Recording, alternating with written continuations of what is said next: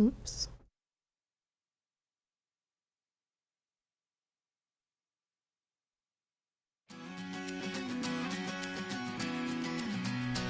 Well, greetings and salutations, everybody. Welcome to AMC Mail Bag, the mailbag spin-off, if you will, of AMC Movie Talk for the very first episode that we are doing in 2014. Thank you so much for joining us. My name is John Campea. I'm the editor-in-chief of AMC Movie Talk and AMC Movie News. And I'm just going to warn you guys up front. I'm real sick. I've been real sick for a couple of days now, and it's been, now I'm a little bit better today. I'm actually able to talk a little bit, but just so I can just block any of the complaining later, I am going to cough throughout this show. You are going to hear me sucking on halls constantly through the show, and stopping to drink water and all that kind of stuff. That is going to happen through the show. Now, what happened was we were in Las Vegas. Well, let me give you the full story. First of all, I'm going to introduce my wife, who is sitting back down in the chair right now, having run in and taken care of something for us. Anne is joining me today. Hey, everybody. What's up? Thanks for joining me today, Anne. You're welcome, honey. I always like having you here, but today I especially need your help. I know. So here's what happened. So we did the 24-hour marathon a couple days ago, or last week prior to the new year, and you guys raised over $26,000. Actually, right now it stands at $26,600 that you guys raised. That's actually 1.1 million Philippine pesos. I did not know that. Amazing. That's truly amazing. That's so much money. We have raised 1.1 million Filipino pesos. Which is great. So then what happened was, let me back it up even more. Ann and I went on vacation up to Canada to spend time with my family. And we were up there, and it was really cold. Like, it was like minus 18, minus 19 degrees. Anyway, we flew back from Canada, got about 4 hours sleep, got up, did the 24-hour marathon, slept for 1 hour, got up, packed, drove to Vegas for New Media Expo and the awards. And while we were in Vegas at the New Media Expo and the Academy of Web Television Awards, everybody got sick. I think except for Schnepp. And I didn't get sick until like the last day of New Media Expo, the day before the Academy of Web Television Awards, where we were nominated for 2 awards. We were nominated for Best News Show and Best Host, which was me. And it hit me like a ton of bricks. I got so sick. I couldn't move. I couldn't walk. I couldn't talk. And so the awards come around, and I was going to be damned if I was going to miss the awards, even though I didn't think we had any chance of winning. But I go to the awards. I don't get dressed up or anything. I just put on a sweater, and I go to the awards. And I'm going to play you a clip here from the awards. This is our thing. And it's hard to tell, but if you watch for it, you'll be able to see it. I had a very difficult time. When they called our name, I had a very difficult time getting to the stage. And you can hear when I'm talking, I think people thought I was going to cry, because that's what my voice sounded like. Yeah. But what it was really was me fighting coughing and fighting my voice giving out. And you can hear that it breaks and it almost gives out a couple of times. For those of you who didn't see it, this is from the other night at the Academy of Web Television Awards, where we were nominated for. This is the category for Best News Show. So I'm gonna share that with you right now. Here, take a look. We fact-checked. The nominees for Best News Series are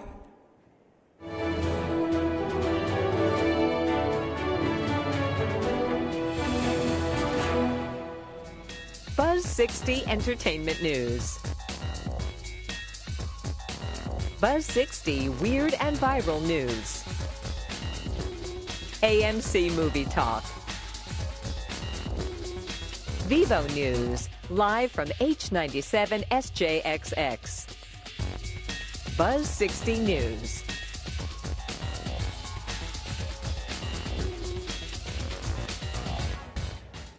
And the award goes to AMC Movie Talk.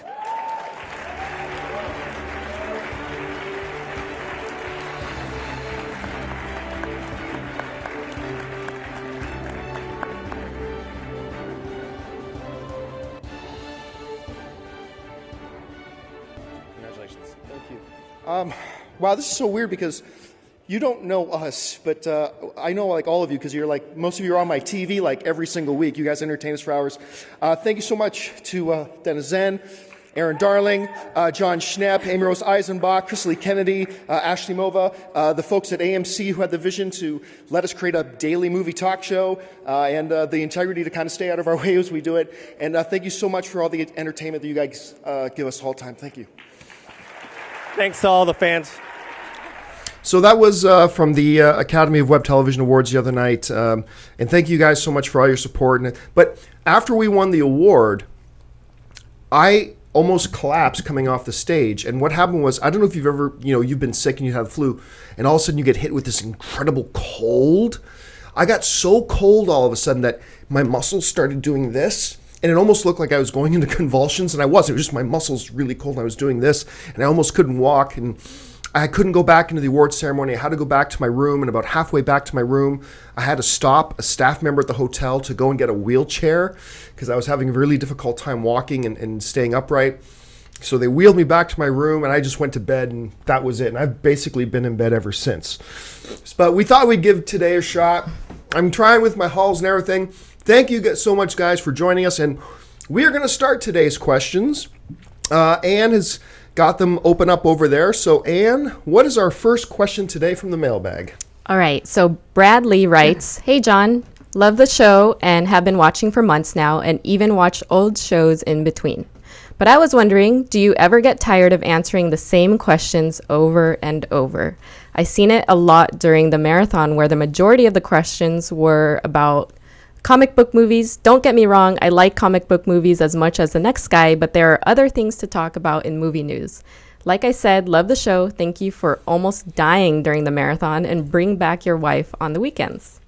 Well, as you can see, my wife is here. And you almost died during the show. And I almost died during the show, yeah. that talking for 24 hours Crazy. is that's hard. I mean, it's staying awake for 24 hours ain't so hard. Talking for 24 hours is really difficult. I nearly cracked on that.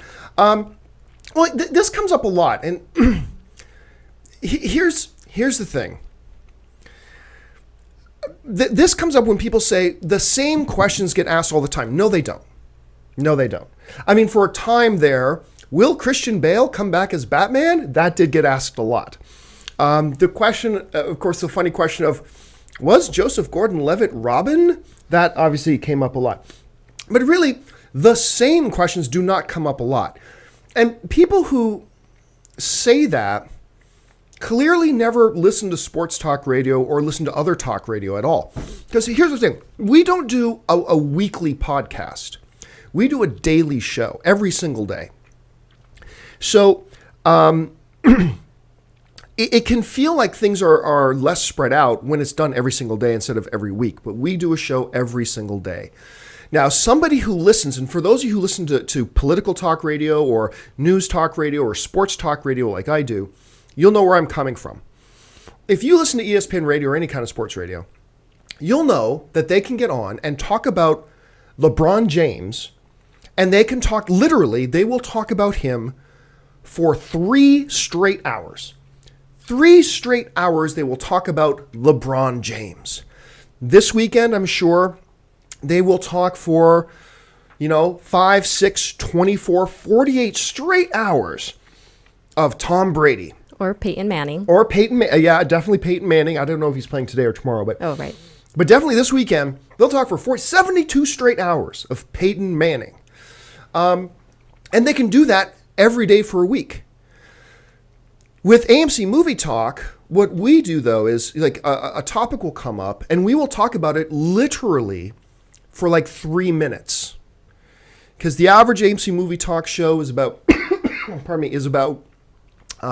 30 minutes long. We have 8 topics. So when you take out, when it's all said and done, it's roughly about 3 minutes we spend per topic. 5 or 6 hours versus 3 minutes. And we'll talk about, this is a big one. Could we see Spider-Man in the Avengers? That's a question that we've addressed several times. Maybe 5 or 6 times we've addressed that single question on AMC Movie Talk or on Mailbag. Will Spider-Man appear? But if you really collect it all up, that means over the span of about 7 months, we've spent about 15 to 20 minutes talking about could Spider-Man appear in the Avengers. Now, for people who watch the show on a regular basis, it feels like we are always talking about, is Spider-Man going to be in the Avengers? That's what it can feel like. But if you really step back and look at it, we've probably addressed the question 5 or 6 times over the span of about 7 months, which probably equals 15 to 20 minutes of talk time over 7 months. For talk radio, and AMC Movie Talk is kind of modeled after talk radio in many ways. For talk radio, that's nothing. It's nothing. So, and here's the other thing to keep in mind, especially about comic book movies. We are more, when I say we, I mean we as film fans. Film fans are more likely to bring up questions about things they are familiar with than things they are not familiar with. So, for example, 3 months ago, people aren't asking about the new Joaquin Phoenix movie, Her, because nobody knows anything about it yet. Nobody has seen it. Nobody has any experience with it yet.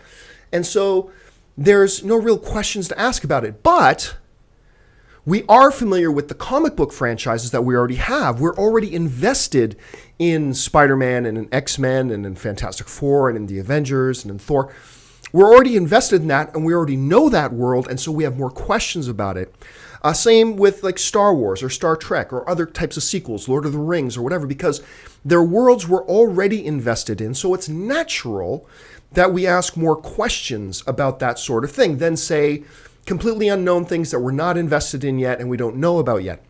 So, do I get tired of people asking the same questions? Not really, because as a film fan, I'm telling you, you can ask Ann, because even when we're not on air, I talk about movies. Mm-hmm. That's what I do, because I'm a major film nut. So I can sit here, if seriously, I could do a 24-hour marathon talking Thor. That's it. I could go 24 hours, talk about Thor, and not get tired of it. So do I get bored of it? Do I get tired of it? No, because I'm a film fan. I could talk about this stuff all day. Doesn't matter to me. Now, do I get tired of answering the same specific question over and over again? Sure, anybody does, but not everybody watches this show every day, so I have no problem answering the same question now and again. It doesn't bother me whatsoever, and I think if you're a real film fan, you don't mind hearing it talked about again. That's just my opinion, and so let's go on from there. What else we got, Ann? So Diego Lopez writes, "Hey AMC Movie Talk crew, I need to go to rehab because my addiction to the show is crazy. We are your crack." Yes. I want to get your opinion about something. I am 14 years old and went to see The Wolf of Wall Street, which I have been anticipating for a while, having read the book and the script and seen the trailer dozens of times. But I wasn't allowed in to see it. What do you guys think? Is this right? The whole idea of film ratings comes up a lot. So basically what we have now, for those of you who don't know, Wolf of Wall Street, the new Martin Scorsese film starring Leonardo DiCaprio and Jonah Hill, is rated R. And what was his first name? Diego? Diego's asking, yeah. Says, hey, I'm 14 years old and I want to go see it and I couldn't get in. Is that right? I'm gonna say the unpopular thing, because I'll tell you what, it's the cool thing. All the cool people, movie pundits, say movie ratings are a joke and blah, blah. All the cool people say that. I don't care. I have no problem with movie ratings. And I have no problems, Diego, with there being a rating system that says, hey, you know what? We're not comfortable with children of a certain age watching this. We're not comfortable that without a parent's consent, allowing children under a certain age in to see this or that. I have no problem with that, because we're talking about protecting children and protecting parents' rights. And a parent should have a right to say what their 12-year-old child should and should not see. And I think a movie theater, and obviously I work for a movie theater chain, so full disclosure, I think it's right for a movie theater to say, okay, then for these like R-rated types films that have a lot of adult stuff in it, we are not going to just let kids in without their parents. If their parents are here and say, yes, this child can come in with me, whatever. But We're not going to help children get in and sneak in without their parents knowing. We're not going to help them do that. And I'm okay with that. I am, because at the end of the day, we're talking about what children can or cannot see. So is there a problem with the rating system? Yeah, there are many problems with the rating system. Absolutely. There's some really unfair practices and unbalanced practices as far as which movies get rated R and which movies get PG-13, even though one will be 5 times worse than the other. That's definitely a problem. There's a problem with small independent studios getting labeled with like an NC-17 when a Paramount movie comes out that has just as much bad stuff, but they get an R rating. There's definitely problems when it comes to that, absolutely. But generally speaking, do I have a problem with there being like an R rating on a movie and movie theaters, AMC and others, saying we can't let kids in without their parents for this? I gotta be honest with you. I know it's cool to say that, no, there should be no rating system. I'm fine with it. I don't have any kids, but I know that when I do have a child and Wolf of Wall Street is out there, I don't want some movie theater letting my 11-year-old son into watching that movie without my permission. I don't want movie theaters enabling my kid to do that. So I'm okay with it. I'm fine with it. Next question. Darcy Oliver writes, "Hi AMC, big fan of the show, and I was wondering why movies don't get released at the same time in all countries. Why is it that they can't be released at the same time everywhere, and other countries may have to wait months for a movie to come out? Thanks, and keep up the great work." I think there's a couple different reasons. Now, basically speaking, in my utopia, in my perfect world, I would like to see, Avengers 2 come out on May 1st everywhere. Like, I think that you should just set a release date, and that is the release date for the entire planet. I also think that would cut back on piracy. I think a lot of piracy happens in countries when a movie opens in one country, and it's not even available in another country yet, but it's going to be online. So I think it would cut down on piracy. I think there's a lot of upside to doing a global release date. That being said, I have some theories as to why they do it differently.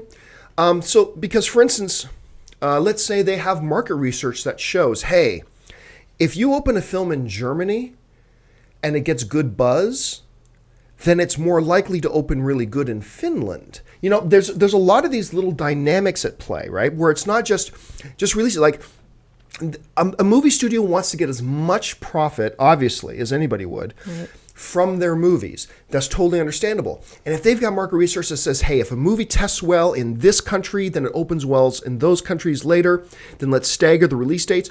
Also, every country's different, right? Like what if, May 1st for Avengers 2, yay, but what happens if in Italy on May 1st, I'm Italian, I'm just making this up, but what happens if in Italy that May 1st happens to be a really big religious holiday?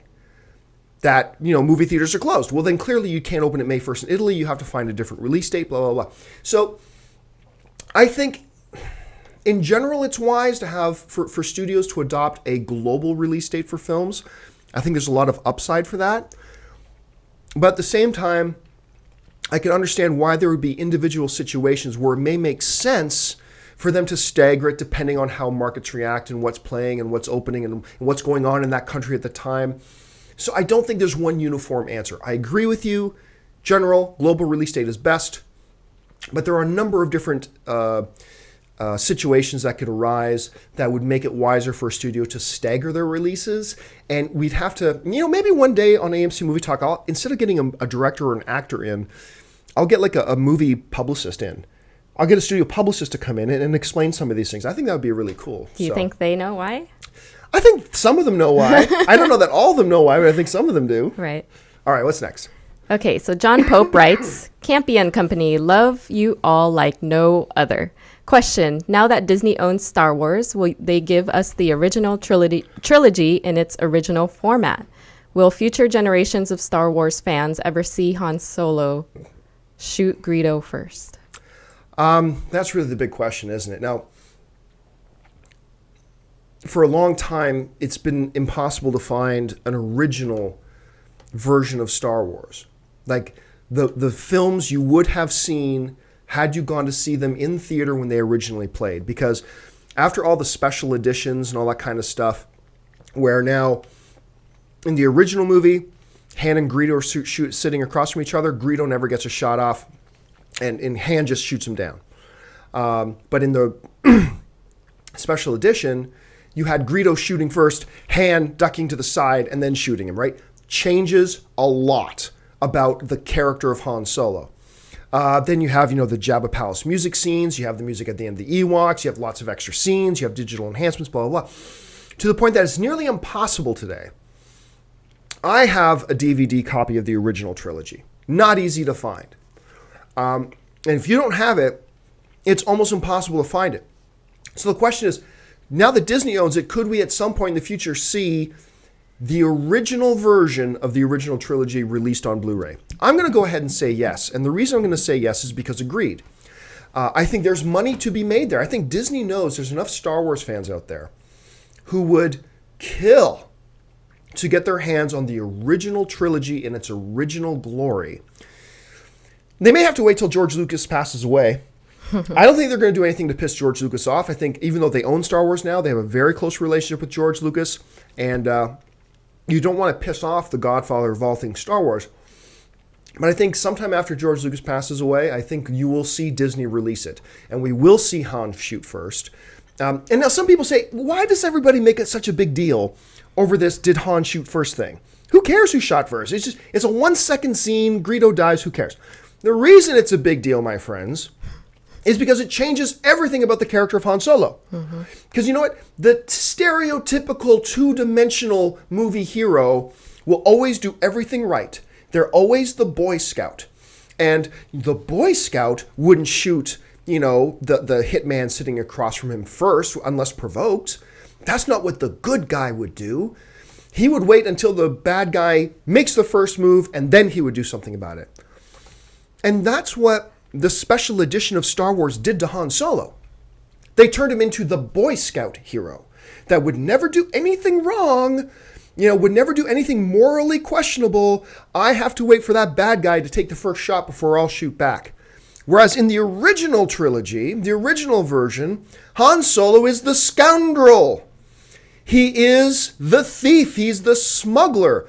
He's a good man, but he's also on that fringe. And if Greedo, you want to sit across from him and threaten him, guess what? Han Solo's going to shoot you dead. And he's not going to wait for you to make the first move either. You come in there, talk smack to Han Solo to his face, say, I'm going to have you killed, I'm going to bring you to Jabba the Hutt, blah, blah. You want to do that? Guess what? Han Solo is going to kill you, and he ain't going to have to wait for you to make the first move. And that's a huge shift in character that they did with the special editions. One of the biggest sins of the special editions. Because in the special edition, by making Han wait for Greedo to take the first shot, which was stupid, by the way, for him to wait for Greedo to take the first shot means he could have really easily died, and it turns Han Solo now from the scoundrel into the Boy Scout. And I hated that. A lot of Star Wars fans hated that. And I do believe, getting back to the original question, that because of money and because of greed, which greed can be good, at some point Disney will re-release those original versions of the trilogy because they know that fans like me will want to buy them up. So that's how I answer that.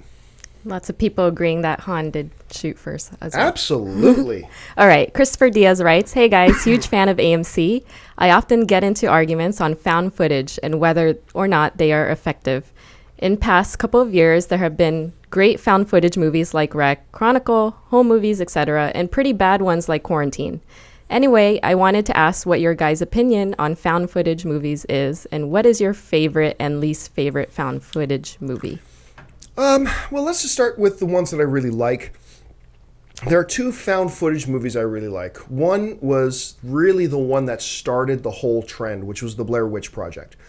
It's fun, and it's all the popular craze now to talk crap about the original Blair Witch Project, and for good reason, sure. But I remember the very first time I saw the Blair Witch Project in theater, it felt very original to me. It felt very, very cool, and that found footage, the novelty of the found footage stuff really added to the creepiness of it for me. It was the first time I'd ever really seen anything done like that. Another film found footage film that I really loved was Chronicle. Chronicle, just fantastic. The way they used it, the way they explained it. And once again, the novelty of found footage, very, very cool.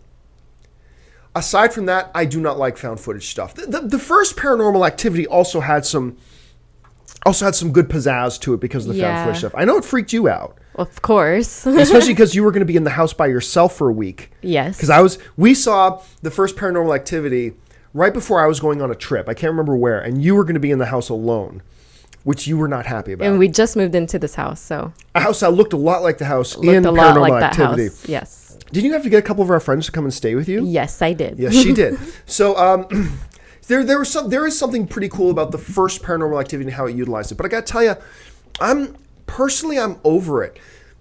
Then again, I was over it before Chronicle, and then Chronicle came out, and it's like, whoa, okay, that surprised me. That was really good. So it's still possible for one of the many found footage movies coming out still will knock it out of the park and really surprise us. In general, though, I don't get excited about found footage movies. The novelty is gone for me. You know, I think it was my friend Vic Holterman who runs Screen Rant. I think he was on his Facebook the other day and he said, you know, these found footage movies now, they don't even try to come up with a reason why people are filming everything. Like it's like they don't even bother trying anymore to come up with valid explanations as to why would you be walking around with a video camera at this point. They don't even bother now. Just it's found footage. Just accept it. So I'm over it. The novelty for it for me is gone. But like I said, I was over it, and the novelty was gone before Chronicle. And then I saw Chronicle. It's like, wow, that was awesome. So it's still possible they can be great. Just in general, seeing that a movie is a found footage movie, it makes me take a step back instead of drawing me in. So that's kind of my whole philosophy on the whole thing. What do you think about found footage movies? Well, I think one thing that I don't like is that sometimes when they do the found footage, it gets really shaky because they want you to really know that it's found footage and somebody's holding a camera and doing this. And that for me is usually a problem. And they try to distort the way the image looks to really make you believe it's found footage. And I don't know. I'm not a fan either. All right, what's next? So Aaron writes, "Hey guys, greetings from Germany. I love your show. Watch it every day. Hansel and Gretel, Witch Hunters was one of my favorite movies of 2013. It came out in 2013. I thought it was 2012. So did I. Okay, I've seen it already 6 or 7 times on Blu-ray, and as far as I know, they are planning to make a sequel. But some time ago, I've read an article about Paramount wanting the sequel to be PG-13. Why would they want to do that? For the money? The first film cost $50 million and made more than $225 million worldwide. In my opinion, that's great for an R-rated horror movie. Did you hear any new news about this project, and do you think it is realistic that the second movie will be PG-13? Pardon me. Yes. I know the studio is looking at doing a second Hansel and Gretel movie. Whether it actually comes to pass, I'm not 100% sure. It seems to make sense that they would, though. The movie was made for $50 million, made about $225 million. Those are good numbers. However, they're not the only numbers the studio has to look at. Because the movie was rated R, which means 14-year-old people couldn't just go and see the movie without their parents. 15-year-olds couldn't go see the movie without their parents.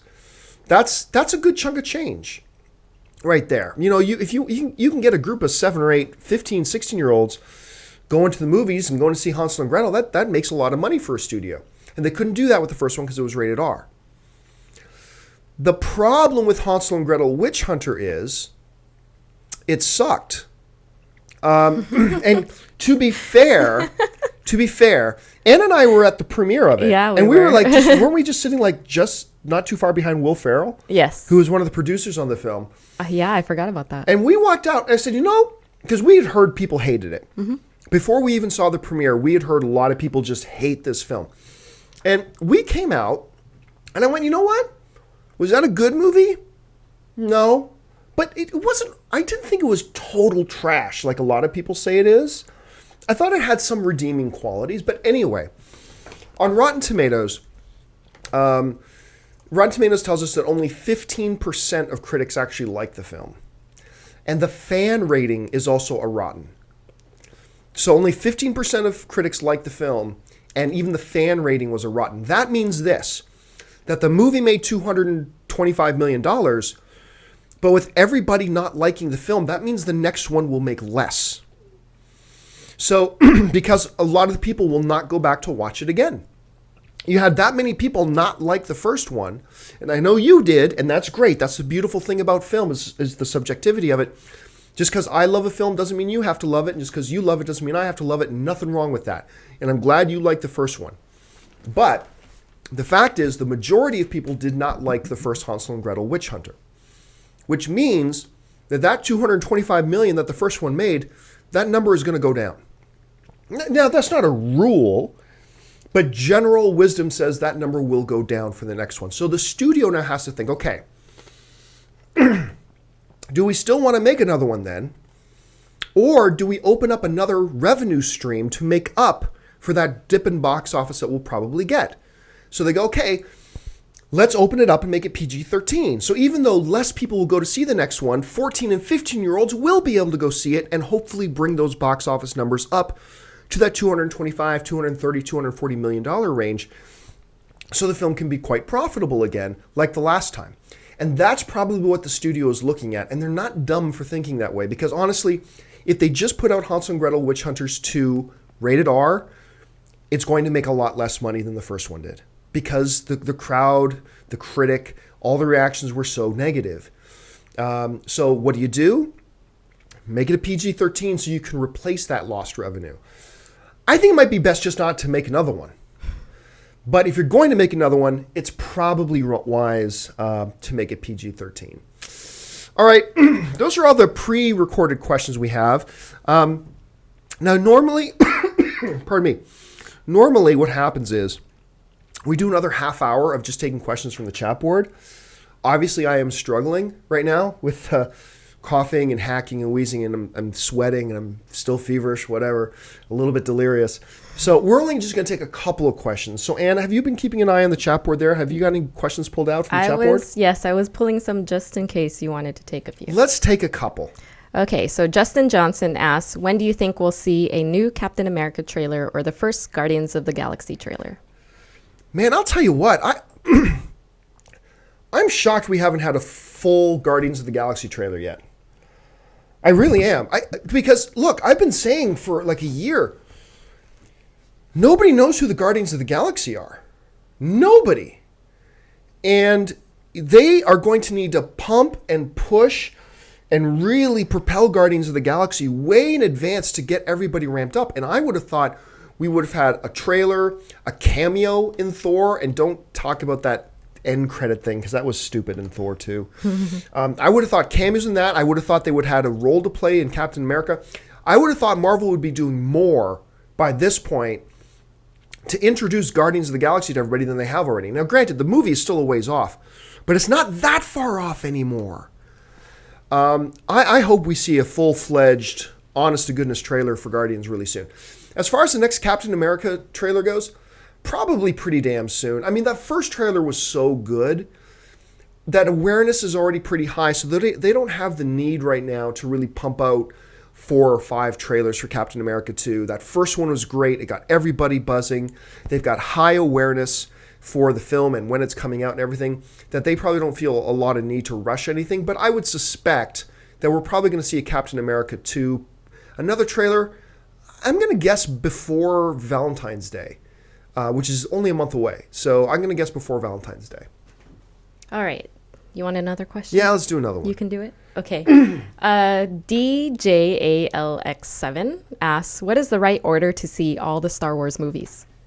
The correct order to see all the Star Wars movies is Star Wars, also known as Star Wars A New Hope, Star Wars The Empire Strikes Back, and Star Wars Return of the Jedi. Now listen to me closely. There are no other Star Wars movies. Do you hear me? There are no other Star Wars movies. There is Star Wars A New Hope, there is Star Wars The Empire Strikes Back, and there is Star Wars Return of the Jedi.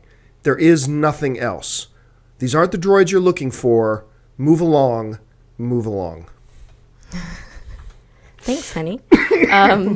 These names. G-Spad IB Vids asks, if 12 Years a Slave does not get nominated, I'm thinking they're supposed to say win here for the Oscar, who do you think will win?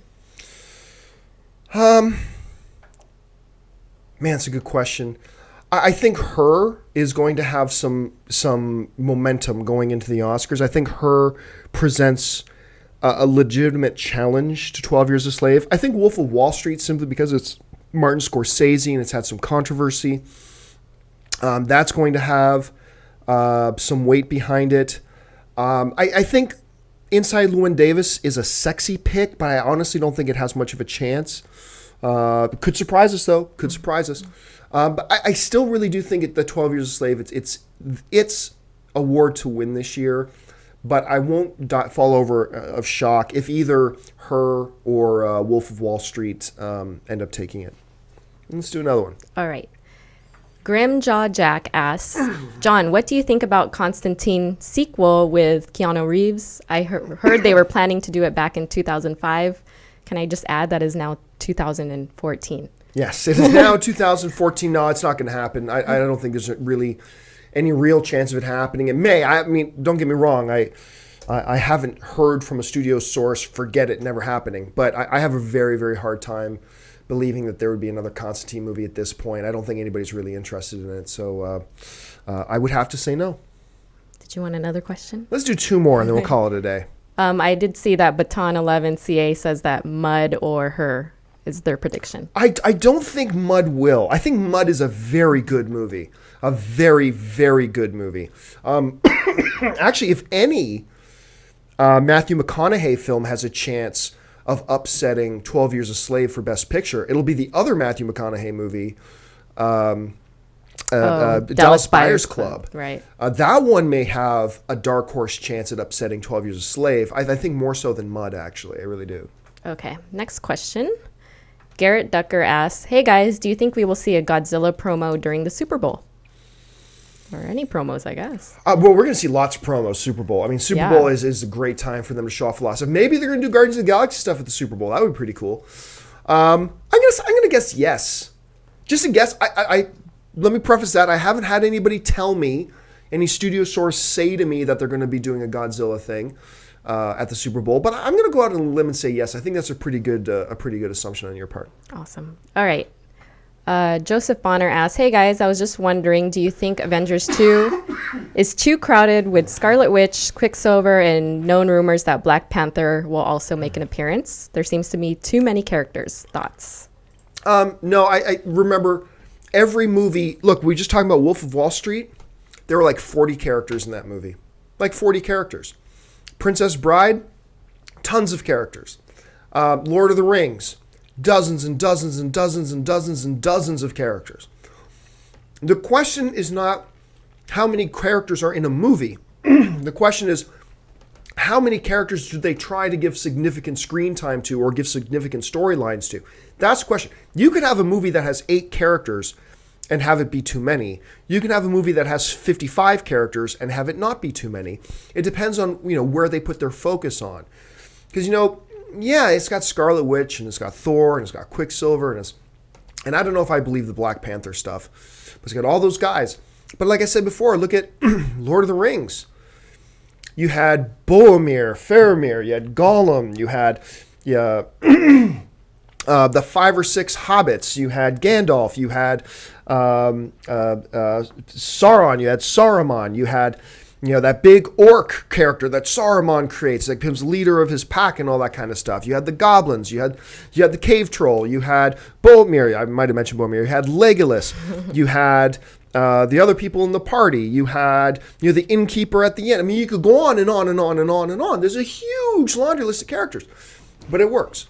The key is not how many characters, it's how many different ways do you try to take the audience's attention. Because you can have 500 characters and still stay focused on your main storyline with a couple of key subplots. You can have 500 characters, main storyline, couple of key subplots, keep all your focus there. And if you do that, then you can have 50 characters from the Marvel Universe and it won't be too many. You'll just get some people unhappy that their favorite Marvel character didn't get enough screen time in that movie. That could be a problem, but it won't necessarily be overcrowded. in other words. Let's take one more. One more? Okay. Mario Flores asks, hey, Mr. Campea, I have a question. Would you ever do a contest or some promotion to have a fan of AMC Movie Talk be a guest host on the show? It would be awesome to sit at the table and discuss movies. No, I've kind of gone over this before, and the reason why is not that I wouldn't like the opportunity to sit down with AMC Movie Talk fans and just talk movies, but I have to be aware of what is best for the show and for the audience. And so I've given this example before.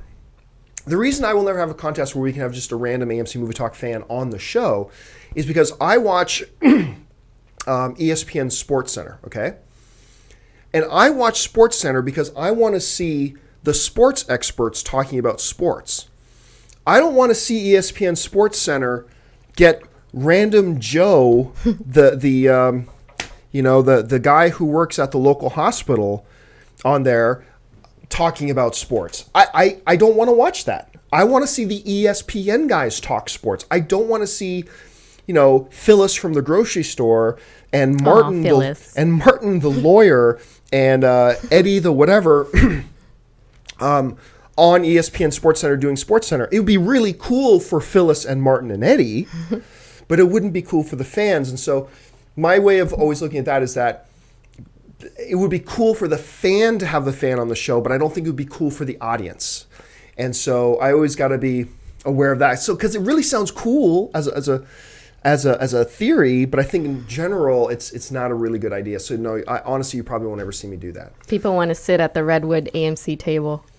Yeah. Hit the gavel. Yeah, I think what we will do at some point, I think at some point, don't hold me to this, I think at some point we're going to open it up for people in the LA area or who are visiting the Hollywood area who want to come in and watch us do AMC Movie Talk live and then maybe come in and get some pictures sitting at the table or whatever. I think we may open that up at some point. I really do this year. But as far as being on the show goes, I don't think we're probably going to do that. I'm done. I've got to go lay down. I'm sweating with fever. I'm going a little bit delirious. Thank you so much, guys, for joining us today here on AMC Movie Talk or AMC Mail Bag. I want to thank, of course, my lovely wife, Ann Campea, for helping me out today. Thanks for having me. And thank you to you guys. Don't forget, lots of great films playing at AMC theaters everywhere right now. Go to www.amctheaters.com for your theater, showtime, and movie ticket information. On Monday, I will be back on AMC Movie Talk, and we're going to, since hopefully everybody will be better then, we're going to call Monday the official first episode of AMC Movie Talk Season 2. I'll be back on there. And, of course, we will have another AMC Movie Talk, or Mailbag, I should say, tomorrow on Sunday. So if you're around, come on back and join us then. So thanks a lot for joining us, guys, and bearing with my cough and hacking and wheezing. Really appreciate you hanging